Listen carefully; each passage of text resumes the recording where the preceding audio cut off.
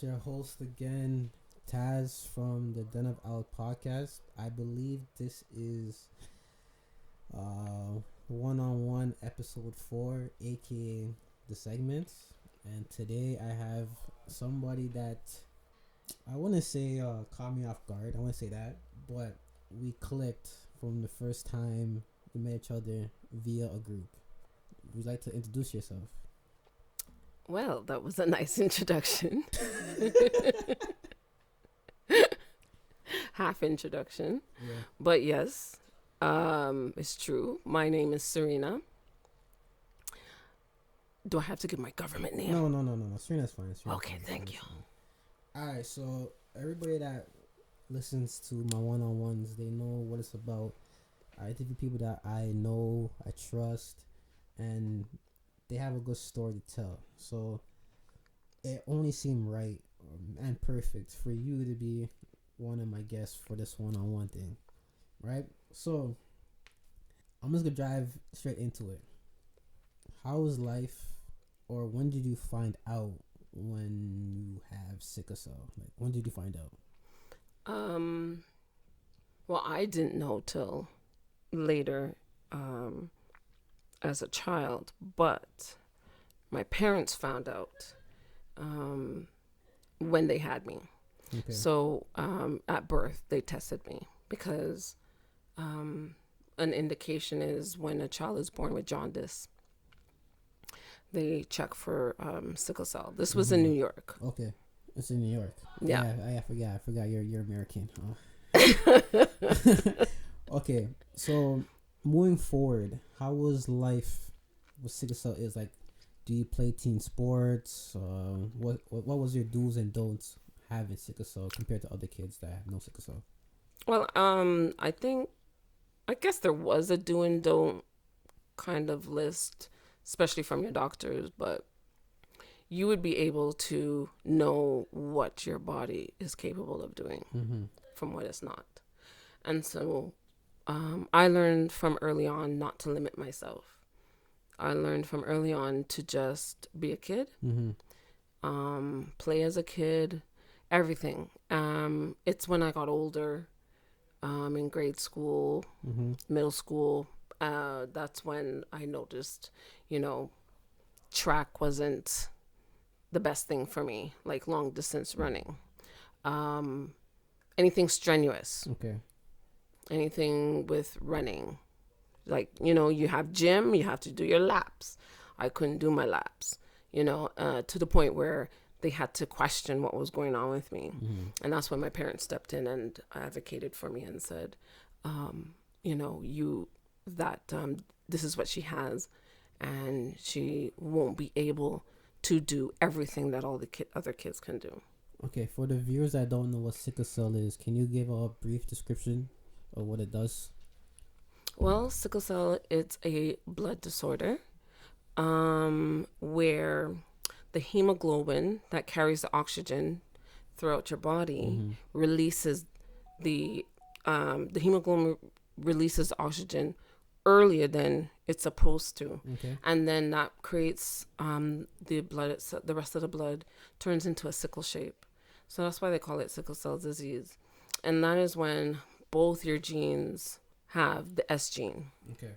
So in order for me to end up with sickle cell disease, both my parents, they found out that both my parents had the trait.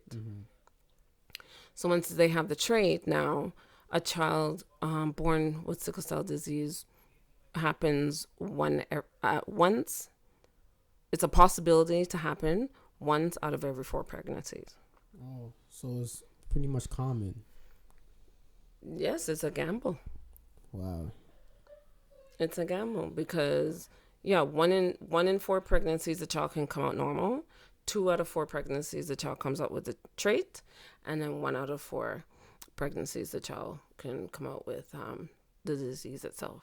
So when it comes to medication towards sickle cell, like, what do you need to take, or is there like a time frame that you need to take your medications? Kind of insulin or something? Well, they recommend penicillin for the children. growing up to a certain age. And then after that, if any infection occurs, especially during their crisis, then, they could be administered antibiotics. Okay. So, but other than that, they do have us try to have those who need it to be on hydroxyurea.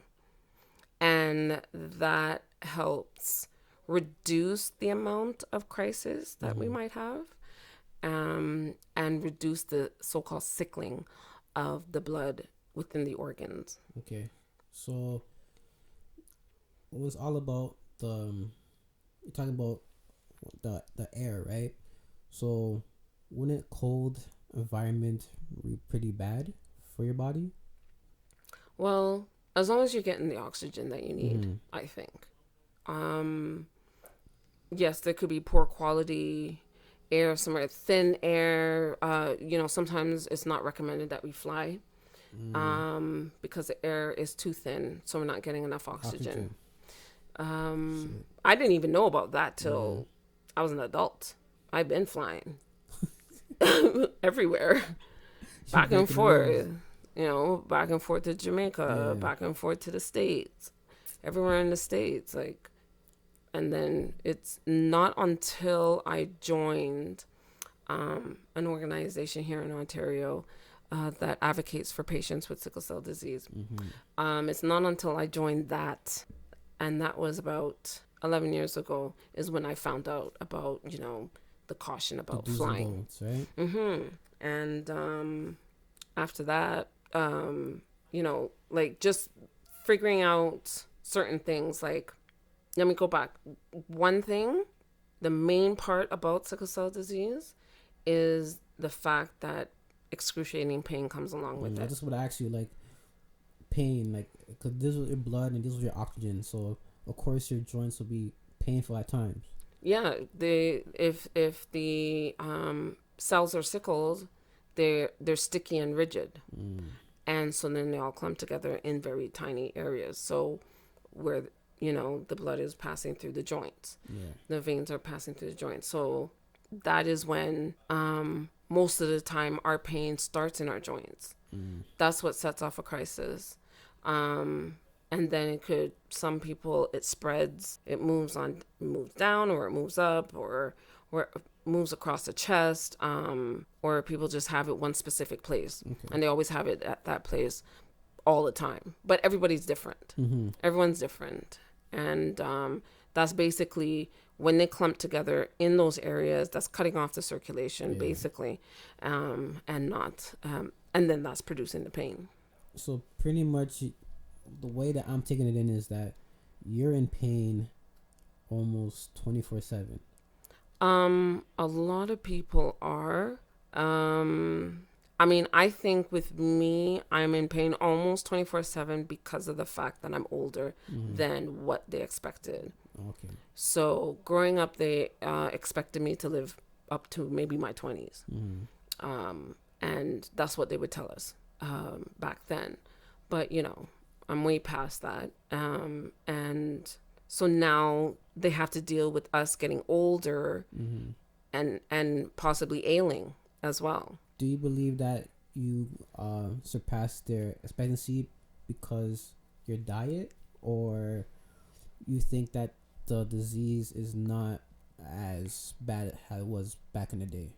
I think it's because a little bit of research, a little bit of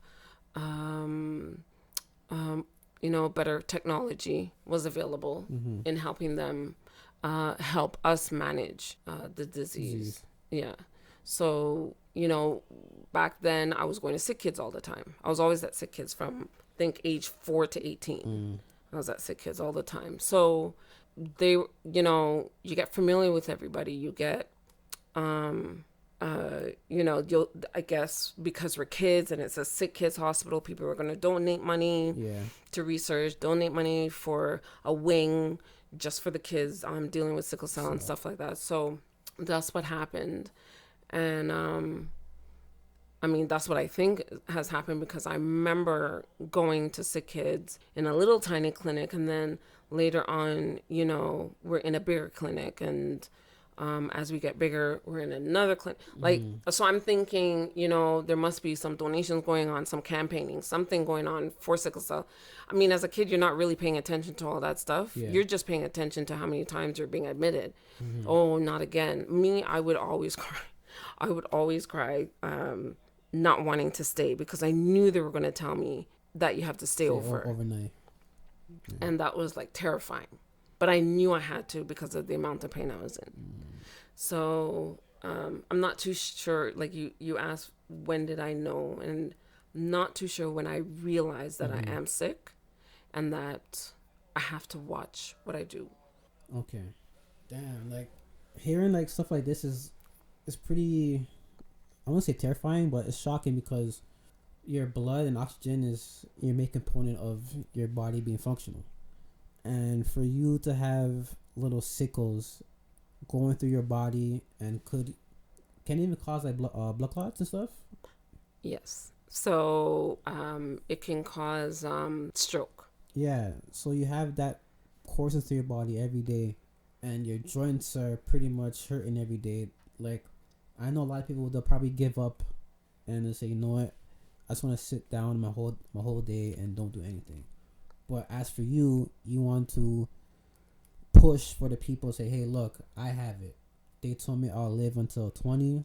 I'm beyond that now. You can too. So I think for you, you're giving, I guess, the younger generation and your organization as well a good voice or a good shoulder to lean on and say, hey, look, your life is not over. You could do things, maybe not 100% normal, but still get out there. And I think that's a good message that you have, especially with your little campaign. If you want to speak about your little campaign, about your t-shirts and the way that you try to make your voice and your campaign more global with your what's it again? I'm a Walking Miracle. I am a walking miracle. Yeah. So with your merch, I guess even that too, like even like little trinkets and merch, it goes a long way. People see